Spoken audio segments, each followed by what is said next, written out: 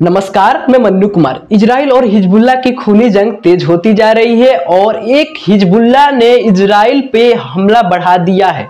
एक समय ऐसा आ गया था कि जब इजराइल हिजबुल्ला के नए नए मुखियों को लगातार निशाना बना रहा था, लेकिन जैसे जैसे ही हिजबुल्ला की कमान नई कमीशन के संभाली, वैसे ही हिजबुल्ला का इजराइल पे मानो हावी हो गई।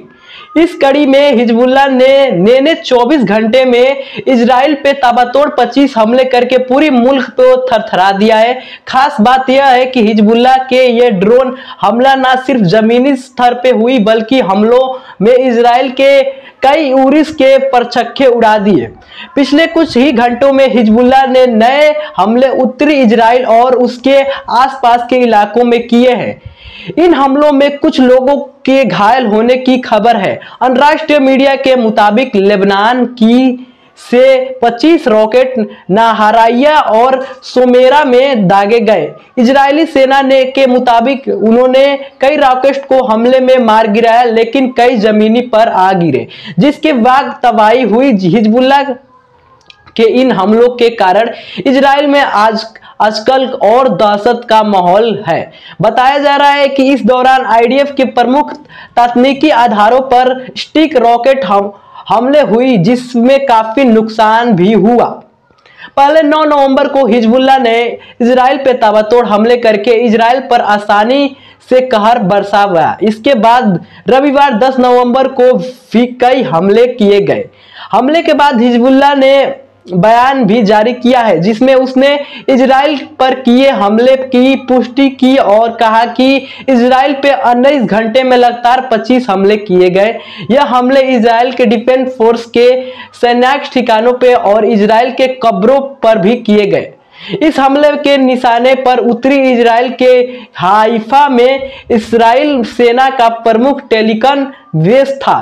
बेस पर 2 अलग अलग स्टिक रॉकेट से हमला किया गया है।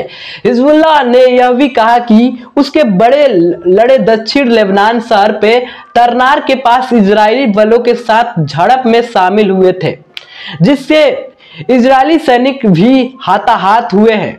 आपको बता दें कि इजराइल के हाइफा बेस पर रक्षा अनुसार और विकास का एक प्रमुख केंद्र माना जाता है, जो इजरायली सेना के लिए अति महत्वपूर्ण है, क्योंकि हवेस मिसाइल में वे शमशूर सफार प्रणाली के भी जिम्मेदार है। यानी हिजबुल्ला ने इजराइल पे बड़ा प्रहार किया है। हालांकि दूसरी ओर इजराइल ने भी लेबनान का राजधानी बेरूट में भयानक हमला किया है, जिसमें 40 लोगों को मारने की खबर है। इस हमले में कई बच्चों को भी मारे जाने की आशंका बताया जा रहा है।